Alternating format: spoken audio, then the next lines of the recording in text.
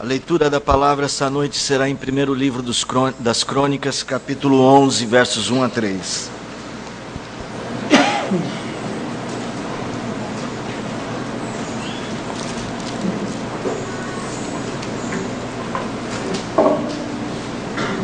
Mencionamos um pouco disso já na pastoral do boletim. Se você teve a oportunidade de ler, isso vai ajudar.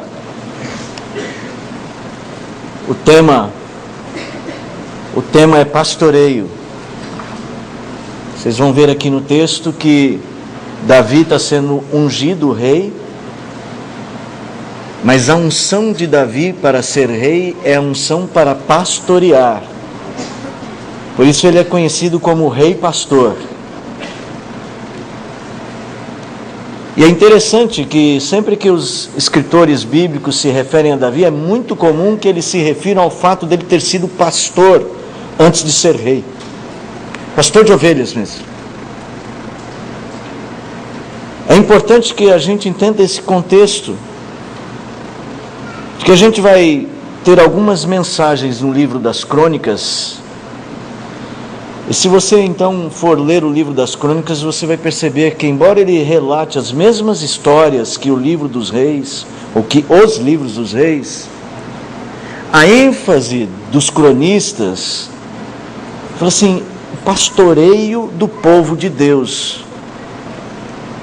E ele estabelece um objetivo, pastoreio, um grande objetivo. O que é pastorear? Para a Bíblia, pastorear não é ensinar doutrina. Para a Bíblia, pastorear é ensinar doutrina com o objetivo de que conheçamos a Deus e o amemos de todo o coração, para ter uma vida de adoração. Só isto. Então, nós vamos muito nos referir à adoração. Talvez eu use a palavra doxológica. Doxa, a ideia de entender algo e elogiar algo. Falar sobre algo positivamente. E é a mesma coisa que louvar, no contexto do culto. Por isso que alguns dos nossos hinos, eles têm justamente esse nome, doxologia tal. Então, irmãos, é sobre pastorear, com o objetivo de levar a adoração. Mas há uma coisa a mais que preciso dizer. O que é pastorear? Sobre o que é pastorear? Ou sobre quem são os pastores para quem nós vamos olhar? É toda aquela pessoa que Deus incumbiu de uma maneira ou outra de guiar outras para a adoração. E então vamos falar sobre o pastoreio, por exemplo, da igreja. Mas eu acho que talvez mais ênfase nós vamos dar no pastoreio de pessoas que amamos. O pastoreio do marido e da mulher. O pastoreio dos pais. O pastoreio dos amigos. O pastoreio das pessoas queridas, o pastoreio dos irmãos na fé. O texto hoje vai ser uma fonte de recursos para, entendendo o pastoreio de Davi, possamos também entender e aplicar no nosso. Então eu vou ler o texto e depois nós vamos meditar nele. Então todo Israel se ajuntou a Davi em Hebrom, dizendo: somos do mesmo povo de que tu és. Outrora, sendo Saul ainda rei, eras tu que fazias saídas e entradas militares com Israel. Também o Senhor teu Deus te disse: tu apacentarás o meu povo de Israel, serás chefe sobre o meu povo de Israel. Assim, pois, todos os anciãos de Israel vieram ter com o rei em Hebrom, e Davi fez com eles aliança em Hebrom perante o Senhor. Ungiram Davi rei sobre Israel, segundo a palavra do Senhor, por intermédio de Samuel. Senhor, nós queremos entender que somos todos pastores em alguma medida, mas queremos aprender a fazer isto, Senhor. Ajuda-nos no discernimento a partir desse texto para que possamos compreender e aplicar melhor a Tua palavra à nossa vida, porque reconhecemos que temos nos equivocado muitas vezes e temos negligenciado o pastoreio daqueles que nos cercam. Então ajuda-nos a compreender isto melhor, Pai. Abre os nossos olhos, quebranta o nosso coração, aumenta a sede da nossa alma, permita-nos ouvir a Tua voz, nos ajude, Senhor, no nome de Jesus, amém. Sem dúvida alguma, irmãos, Davi foi o maior dos reis de Israel como uma nação sobre a face da terra. Só estou fazendo essa observação como uma nação sobre a face da terra, porque para mim o maior rei de Israel, do Israel de Deus, é Jesus. Mas olhando do ponto de vista de pessoas e da humanidade, descontando Jesus, obviamente, Davi foi o maior rei de Israel. Ele superou todos os seus iguais no grande esforço de conduzir o povo de Deus a uma verdadeira condição de nação adoradora. Irmãos, nós precisamos pensar, quando Israel estava no Egito, que Deus chama Moisés e envia Moisés, e fala assim: tira o meu povo de lá. Moisés vai diante do faraó e fala: deixa o meu povo ir, para ir adorar a Deus. A ideia de criar uma nação não é de criar um Estado democrático de direito,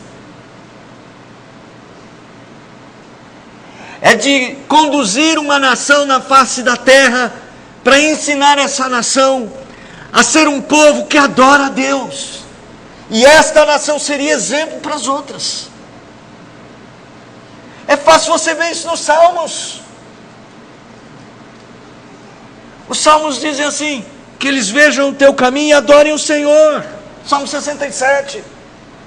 Ou Salmo 117, que convoca todos a adorarem a Deus, todos os povos a adorar a Deus. Ou o próprio Salmo 23. O Salmo 23 fala de Deus guiando o seu povo, libertando o seu povo, alimentando o seu povo, livrando o seu povo, ensinando o seu povo para habitar na casa do Senhor.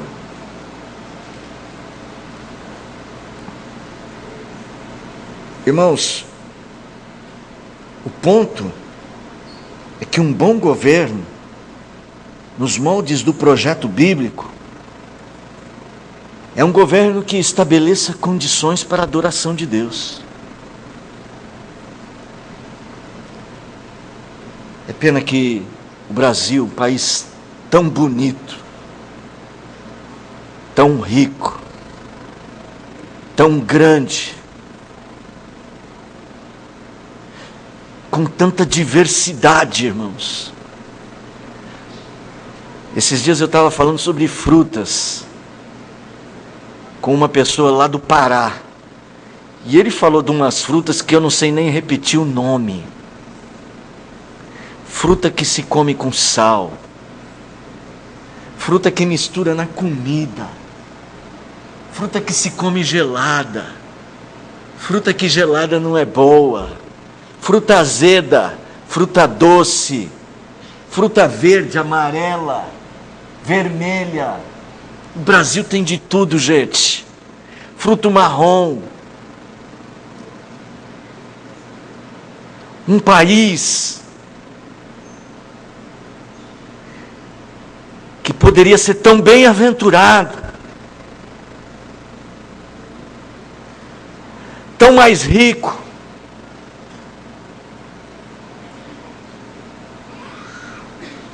É uma pena, infelizmente, nós não somos um povo, como diz o Salmo 144, verso 15. Bem-aventurado o povo cujo Deus é o Senhor. Temos muitas igrejas, e cresceu o número de igrejas e de pessoas nas igrejas. Mas não parece que cresceu o número de pessoas que adoram a Deus em espírito e em verdade. Porque esse espírito de adoração, uma nação adoradora, ela não se faz apenas dentro dos templos. É um povo que honra a Deus com o que faz honestamente, que honra a moral que recebe do seu Deus, que tem caráter. E eu não estou falando de um Brasil evangélico. Eu estou falando de um povo permeado por uma maneira de ver as coisas que honra o Criador. Porque a Bíblia diz que os ímpios poderiam ver as nossas boas obras e glorificar a Deus, por meio da influência, do pastoreio que a igreja poderia ter sobre a nação. Mas quando a gente vê a corrupção, o descaso com o pobre, é lógico que está faltando pastoreio. É evidente que apesar de tantas belezas, nós como país estamos desonrando a Deus. Acredito, irmãos, que quando todas as nações estiverem diante de Deus, se não houver uma mudança neste país, seremos cobrados. Porque a quem muito foi dado, muito será cobrado.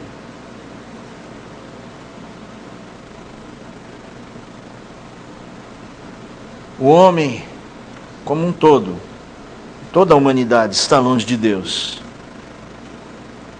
Nossa tarefa é pastorear os homens, se aproximarem de Deus. E a gente começa fazendo isso na família. Partimos do princípio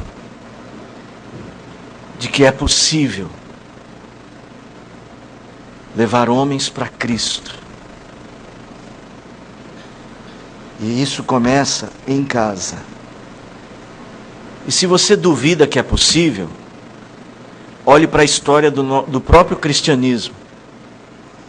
Quando 12 pescadores, na sua maioria pescadores, levaram esta mensagem, a ponto desta mensagem se tornar o modelo de pensamento de toda uma era. O Ocidente nasceu como civilização cristã.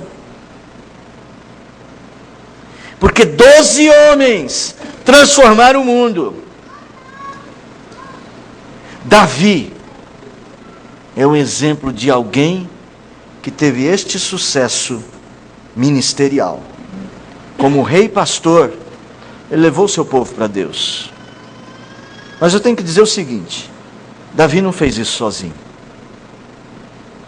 Que essa tarefa de pastoreio é uma obra de comunhão. Nós vamos ver que Davi foi ajudado. Davi foi auxiliado. E o texto que nós temos diante de nós hoje aponta para este,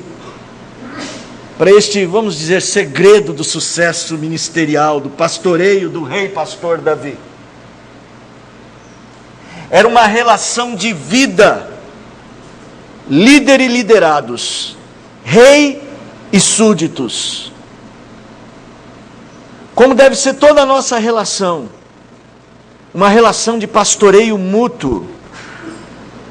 Porque quando você chega lá no Novo Testamento, você ouve a Bíblia dizendo assim: carregai as cargas uns dos outros. Então nós vamos olhar para esse texto e vamos justamente pedir a Ele que nos fale sobre como fazer isto.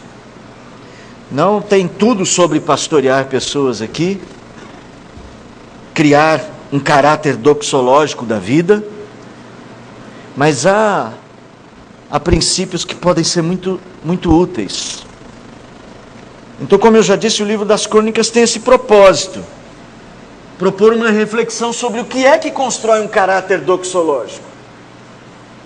O que é que constrói uma nação adoradora? O que é que faz com que a minha missão de pai produza efeito na vida dos meus filhos, a minha função de marido produz efeito na vida da minha esposa, a minha função de pastor nesta igreja produz efeito na igreja? O que é que faz a sua função de pastorear pessoas para aproximá-las de Deus? O que é que faz ela ser eficaz, ser bem-aventurada? Então, quando você olhar aproximar-se disso, aprenda uma coisa: um elemento de suma importância, a participação ativa de ambas as partes. Veja só o texto, verso de número 1. Então todo Israel se ajuntou a Davi em Hebrom, dizendo: somos do mesmo povo que tu és. Irmãos, o povo ajudou a Davi a ser o mais bem-sucedido rei pastor da história, porque este povo estava convicto do valor precioso da unidade do povo de Deus. Nós nos tornamos um povo doxológico quando andamos juntos. Veja que o cronista, ele constrói o texto, a apresentação do texto, e ele usa palavras que denotam esta unidade. Ele diz assim: todo o Israel se ajuntou a Davi. É lógico que é uma hipérbole. Não quer dizer que todo mundo, absolutamente, estava lá. Mas ele está dizendo, havia um sentimento de unidade. O povo ajudou Davi a ser o mais bem-sucedido rei e pastor. O povo ajudou na construção de sua própria natureza doxológica. Quando o povo trabalhou unido, quando entendeu o precioso valor da unidade. Irmãos, é simples. Olha para o seu lar. Se for um lar unido, crescerá doxologicamente. Olha para a igreja. Essas expressões que ele usou são uma construção proposital. E quando eles chegam diante de Davi, eles fazem uma declaração. E a declaração diz: somos do mesmo povo de que tu és. Nós somos um só povo. Vocês não têm ideia de como eu adorei que vocês escolheram o hino Um Só Rebanho. Depois para repetir, espero que dê. Um só rebanho, um só pastor, uma só fé, um só amor, um só batismo, um só Espírito, um só Deus e Pai de todos, que está em todos, age por meio de todos. É assim que a Bíblia apresenta o caráter doxológico da nossa existência. Estas coisas, elas crescem em nosso meio quando também nós valorizamos a unidade. Eu acredito que esse seja um dos pontos fortes que permitiram o grande e vitorioso Davi se tornar o maior rei de Israel. Israel tinha amigos, Davi tinha amigos, conselheiros e um povo que estava do seu lado. O livro das Crônicas, depois vocês podem fazer uma leitura, é um livro que apresenta assim: este rei era bom e levou Israel a adorar a Deus. Este rei era mau e levou Israel a se afastar de Deus.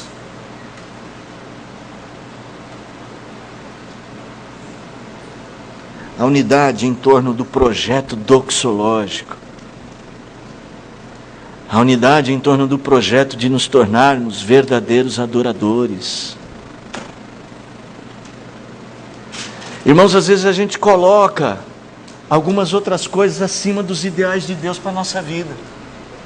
A Bíblia diz que Deus procura verdadeiros adoradores. E às vezes a gente pensa que Deus procura verdadeiros administradores. Que Deus procura verdadeiros oradores. Que Deus procura todas as coisas que nos foram dadas, todas as bênçãos, todos os bens, todos os dons, todos os talentos, são as ferramentas que Deus nos deu para buscarmos só isto.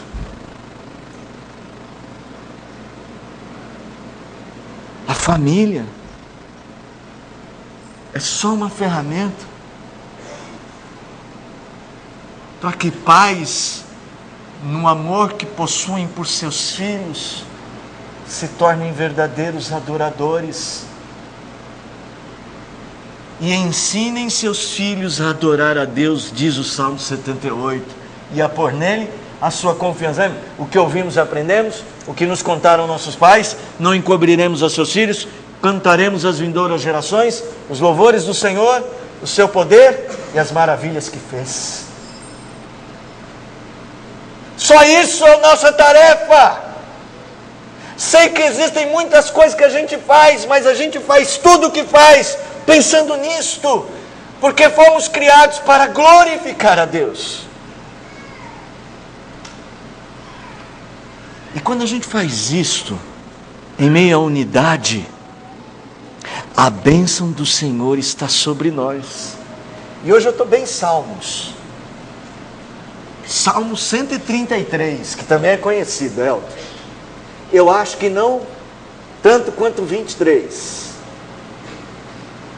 Mas o Salmo 133, ó quão bom e quão agradável viverem unidos os irmãos. É como o óleo precioso que escorre pela barba de Arão.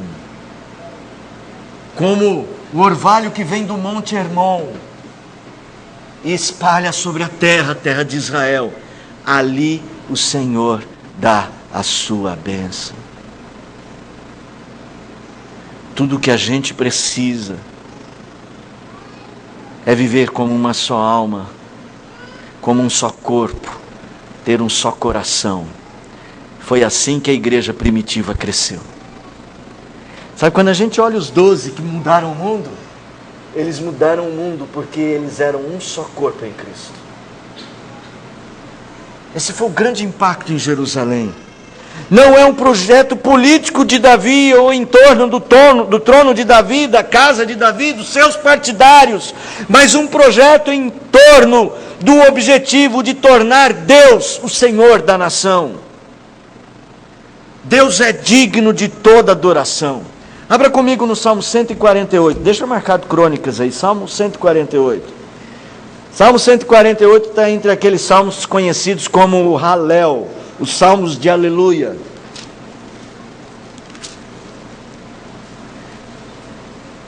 Vocês conhecem esses salmos de aleluia, o Halel?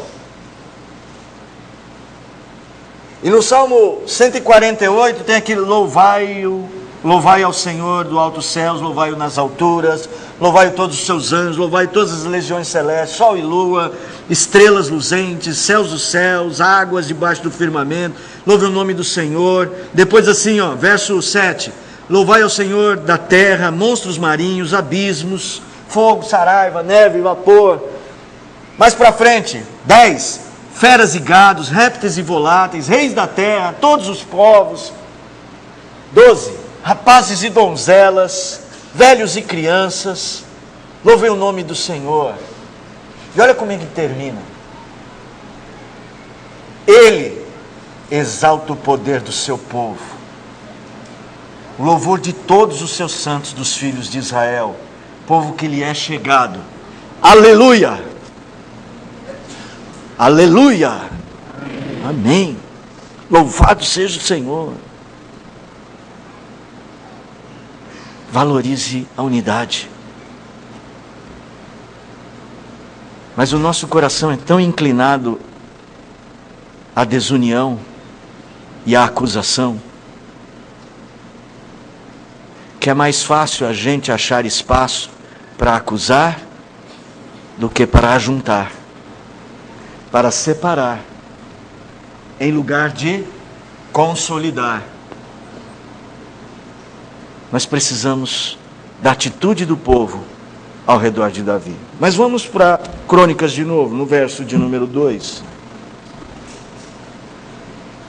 Aqui duas coisas que nós vamos destacar no verso 2. Que diz assim: outrora, sendo Saul ainda rei, eras tu, o povo falando para Davi, eras tu que fazias saídas e entradas militares com Israel. Também o Senhor teu Deus te disse: tu apacentarás o meu povo de Israel, serás chefe sobre o meu povo de Israel. Veja, o que levou aquele povo a tomar a decisão da unidade? Vamos pensar assim. Bom, a gente sabe que aquele povo se uniu em torno do projeto doxológico.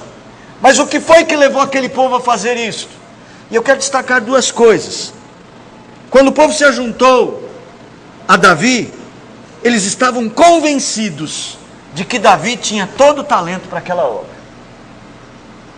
que Davi tinha o dom para aquele serviço. Eles reconhecem, eles dizem assim: quando Saul ainda era rei, eras tu que fazias entradas e saídas e entradas militares. Era você que saía com o exército e entrava nos vilarejos e dominava e ganhava dos inimigos. Eles sabiam que Davi tinha talento para a coisa. Irmãos, aquele povo ajudou a Davi a ser o mais bem-sucedido rei pastor da história, porque aquele povo valorizou o papel para o qual Deus havia chamado Davi. Não era exatamente por causa de Davi, mas porque aquele povo entendeu que Deus havia capacitado aquele homem. O povo compreendeu que Deus havia dado um chamado, uma missão. Tanto é que se completa a frase deles, não é que eles só reconheciam o valor dele como um homem de guerra. Completa o texto dizendo: também o Senhor teu Deus te disse: tu apacentarás o meu povo de Israel, serás chefe sobre o meu povo de Israel. Irmãos, há duas coisas que nós precisamos pensar muito seriamente aqui. Veja, há pessoas que têm muita dificuldade em se autocompreender ou compreender quais são os próprios talentos, ou qual é o próprio papel dentro de um projeto. E é uma das coisas mais difíceis.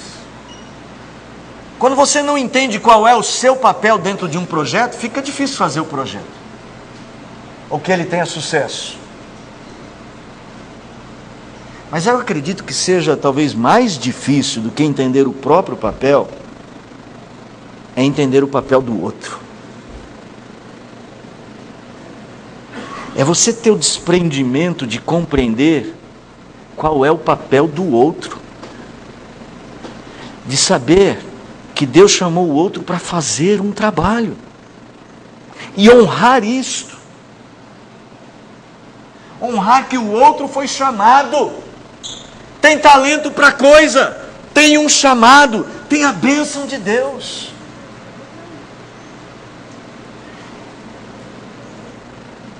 As expressões que o escritor usa apontam que o povo reconhecia o valor pessoal, a capacidade de Davi para aquele serviço, mas eles sabiam que aquele homem tinha a bênção de Deus. No fundo, o que realmente contava não era tanto o talento pessoal de Davi para cumprir o papel, mas o fato de que Deus o havia chamado para aquilo. A verdadeira submissão, irmãos, está em reconhecer e cumprir os chamados de Deus na nossa vida e ajudar o outro a cumprir o chamado de Deus na vida dele. Não é só você fazer a sua parte, é você permitir que o outro faça a dele. Alguns às vezes querem fazer a sua parte e sufocar do outro. Está errado. É tanto o pecado, a omissão, quanto atrapalhar o outro. Eu me omitir em fazer a minha parte, quanto eu atrapalhar o outro de fazer a dele. Porque no final das contas, ou eu me omitindo no meu papel, ou impedindo que o outro cumpra o papel dele, eu estou contra Deus. O que permitiu Davi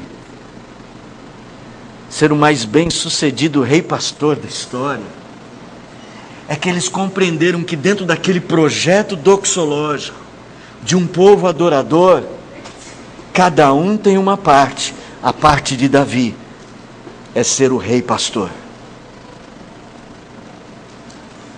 Não é porque Davi é melhor que os outros, porque até os salmistas e o próprio Davi vão escrever dizendo: quem eu era para ser um escolhido? O Senhor me trouxe de trás das ovelhas, do rebanho. Não é porque ele era melhor, não é porque ele era o mais valente. Não sei se vocês lembram, um tempo atrás, em 2013, eu preguei no texto de capítulo 11, versos 10 em diante, os giborins. Havia homens valentes de uma maneira tal que eu garanto que alguns deles lutavam melhor que Davi, como Joabe, o general. Mas Davi tinha um papel. Quando a gente olha essas coisas, a gente começa a pensar na ideia do corpo de Cristo. Cada membro tem um papel. Ninguém é melhor que ninguém. Quem é melhor? O braço ou a orelha? Melhor para ouvir é a orelha. E melhor para se equilibrar o braço. Se o braço resolver tomar o lugar da orelha, não vamos ouvir. E se a orelha tiver que tomar o lugar do braço, vamos cair com a orelha no chão. Irmãos, nós temos que reconhecer os nossos papéis pessoais, mas é fundamental reconhecer o que o outro tem que fazer, honrar o que Deus deu para o outro. Eu quero tomar um exemplo entre filhos que não reconhecem o chamado de seus pais. Já viu filhos que não reconhecem o chamado e a responsabilidade de seus pais? Filhos que não honram a Deus honrando seus pais. Não é só falta de respeito, é que pais têm uma missão neste mundo: construir na mente de seus filhos uma mente doxológica, construir um pequeno adorador e depois um grande adorador. Eu não vou usar essa expressão. Talvez você possa dizer: as crianças são grandes adoradoras desde criança. Tudo bem. Mas tem filhos que dificultam o trabalho de seus pais. Estão pecando contra Deus. Mas tem pais que não honram a sua tarefa. Eles colocaram outros propósitos, não um projeto doxológico. Você tem que fazer uma avaliação de qual é o seu papel, executar o seu papel e avaliar qual é o papel do outro e criar as condições para que ele execute o seu papel. Um bom governo é um governo que cria condições para todo mundo realizar o seu papel. Eu vou usar o exemplo de Davi. Davi sabia que tinha que ter adoração. Nós lemos hoje no texto, capítulo 6 de 1 das Crônicas, em que Davi deu todas as condições para os cantores cantarem. dirigirem o povo, os sacerdotes, os levitas. Ele deu tudo o que precisava para que eles exercessem o seu papel. Isso é um bom governo. Não é um governo que faz tudo. É um governo que te ajuda a fazer a sua parte. E quando a gente fala do trabalho doxológico cristão, cada um deve fazer a sua parte.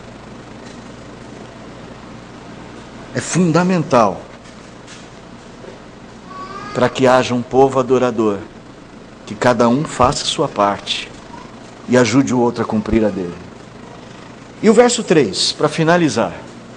Hoje eu estou rápido, Léo. Mas ainda não acabou.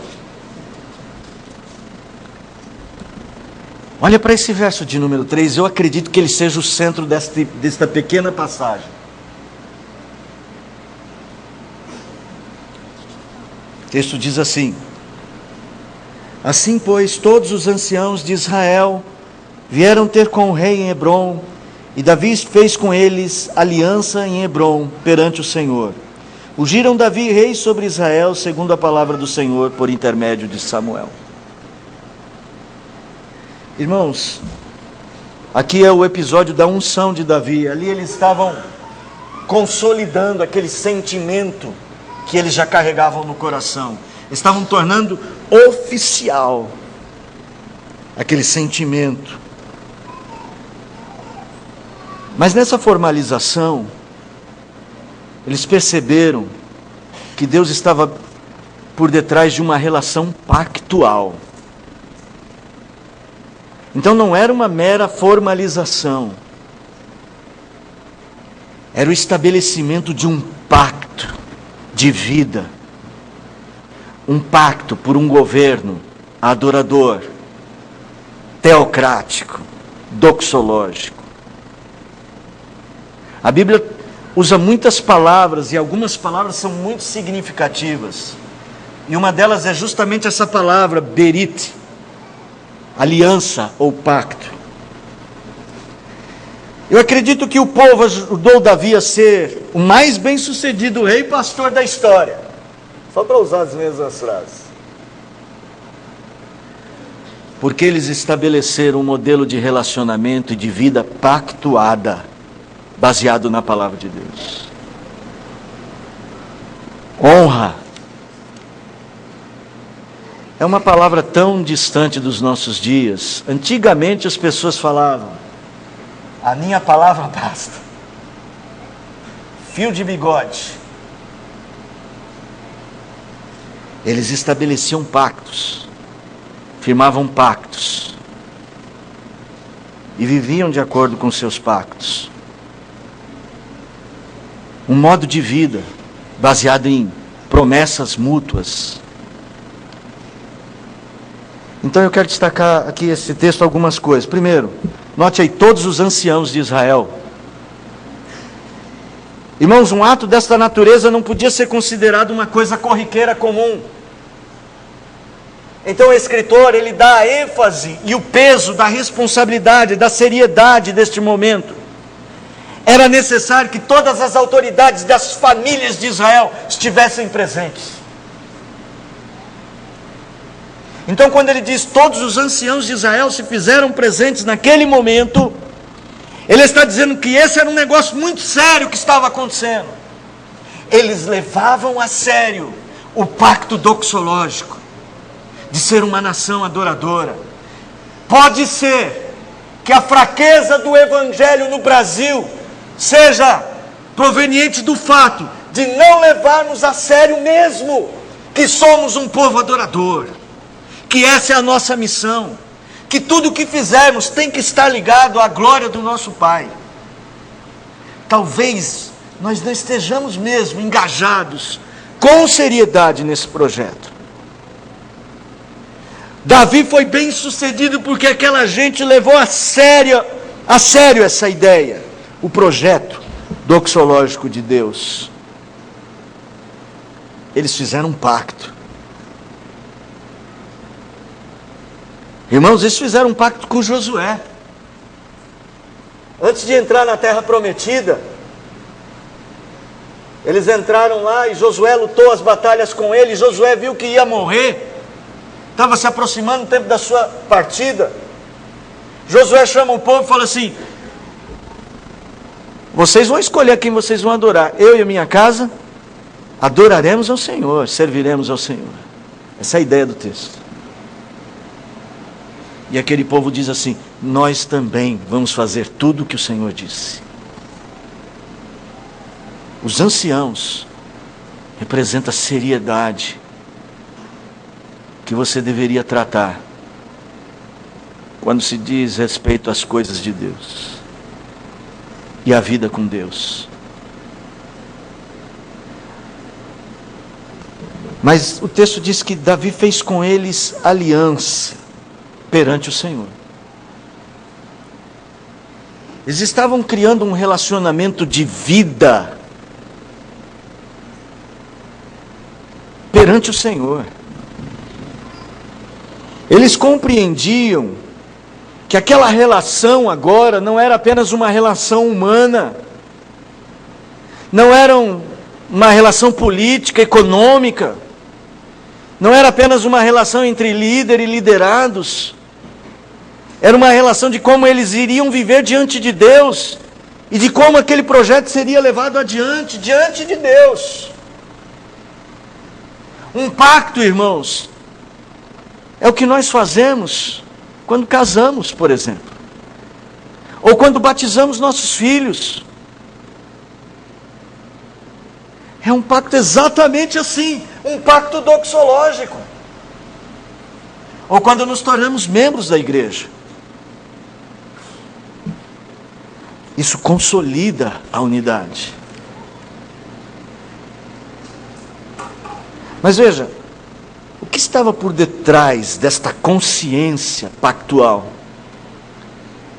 Como é que eles iriam, o que iria construir esse pacto para eles? Quem é que ia dar a direção? Como seria esse acordo? Então o cronista diz que eles fizeram isto segundo a palavra do Senhor.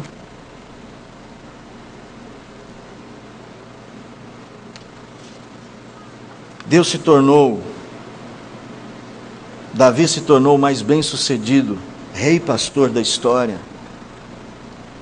porque estabeleceu com o seu povo e o povo com ele um modelo de vida pactual baseado na palavra. Eu sei que às vezes a gente não sabe o que fazer. A gente quer tudo isso para a nossa família. Nós homens queremos ser bons maridos e sermos pastores da nossa esposa e dos nossos filhos, ou para a nossa esposa e para nossos filhos, levando-os a Cristo. Não sabemos como fazer se não conhecemos a palavra. Às vezes os pais não sabem como fazer com os filhos, precisam da palavra. Às vezes, nas coisas corriqueiras da relação da própria igreja, às vezes estamos tomando decisão em que a gente pega a palavra de Deus, põe na gaveta e toma a decisão tudo aqui, baseado na lógica. Tudo bem, cérebro foi feito para usar, mas a mente humana precisa ser guiada pela palavra, senão o seu pacto não será diante de Deus.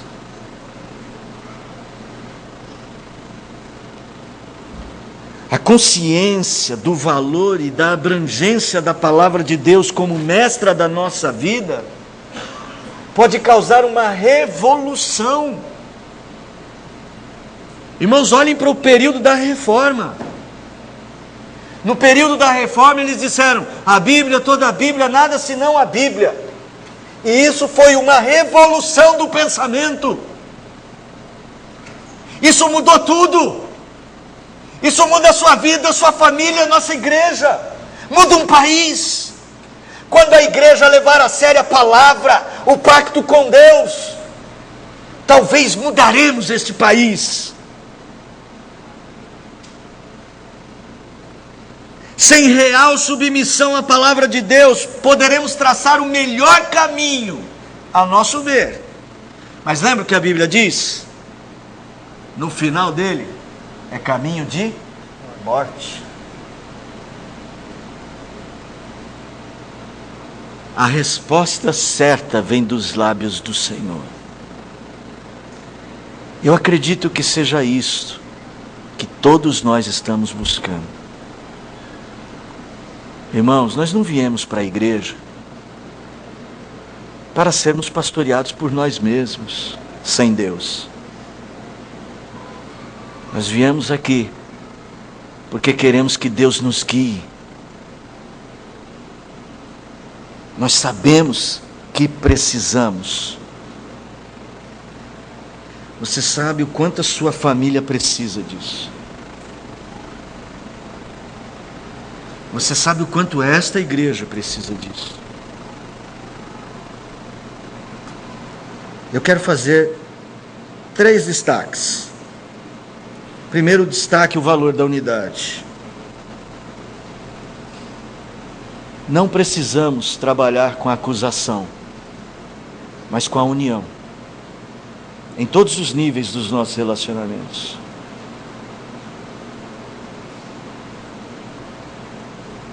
Porque precisamos construir uma unidade verdadeira em torno de um só projeto.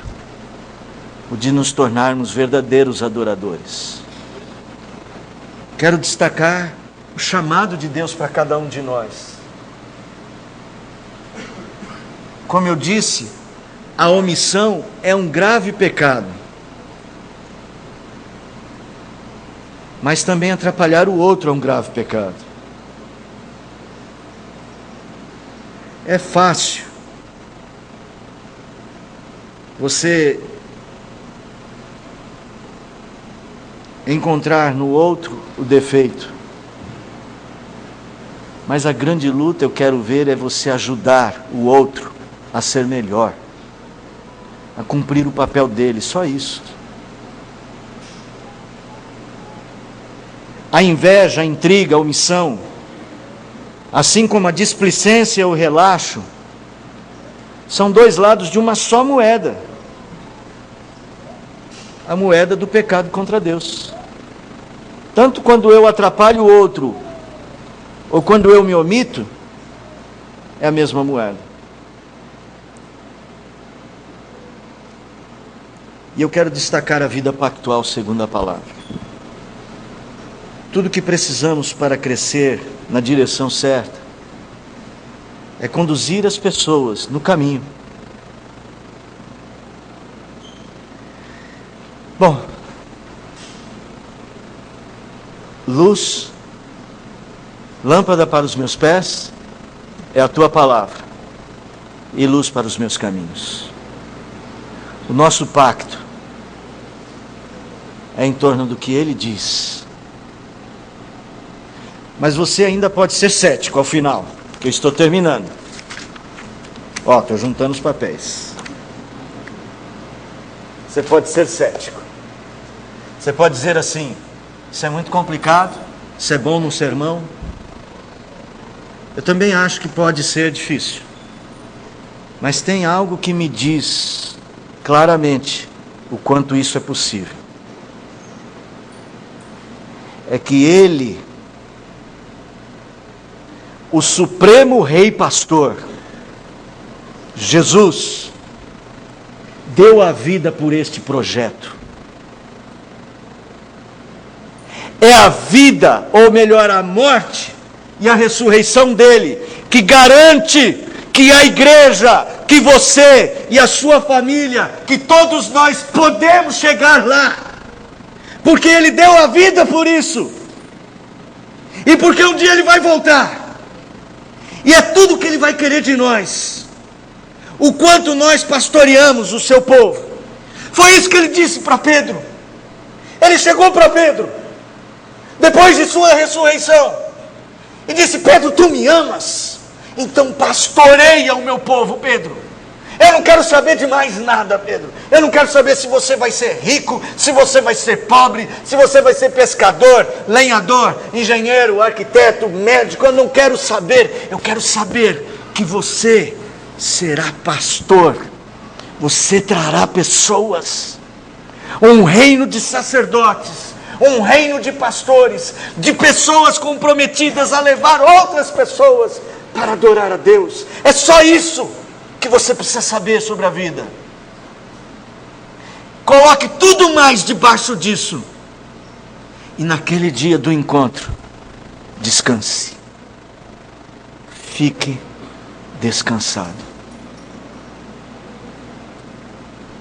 Mas se você ainda não faz isto, está aí uma boa coisa para você começar a fazer agora. Pedir sabedoria a Deus para renovar a sua aliança com Deus, com a família, com o povo de Deus. Eu queria dizer algo muito pessoal, mas eu não sei se é o caso. Vou falar assim mesmo.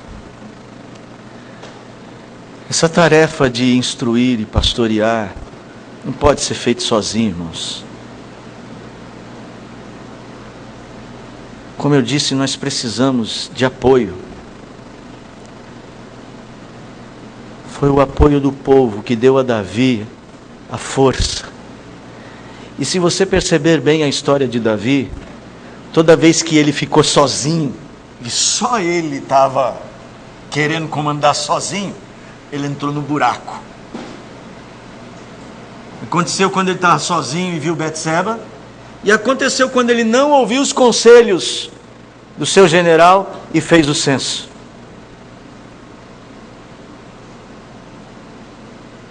E vou usar então aquilo que disse, se eu não me engano, como é que é o nome desse cantor? Acho que é o Chico Buarque. Saltimbancos é dele? Chico Buarque. Que eu gosto muito daquela peça que eu já encenei quando era mais jovem. Eu fazia o burro. Não, fazia o jumento. Era o jumento. E existe uma fala que é de uma música que diz que um bicho só é só um bicho, mas todos juntos somos fortes. Tá, eu sei que você não quer que eu diga assim da igreja. Um pastor só é só um pastor. Nós precisamos pastorear juntos para sermos fortes. Nós precisamos ter unidade. Nós precisamos de amor. Nós precisamos de quebrantamento, irmãos. Nós precisamos de humildade. Nós precisamos de Cristo. Por isso que nós estamos aqui hoje, diante da mesa do Cristo, para pedir a Ele que nos ajude. O coral Simonton vai louvar a Deus. Enquanto o coral canta, eu quero pedir aos presbíteros, exceto os que cantam no coral, para tomarem assento conosco à mesa.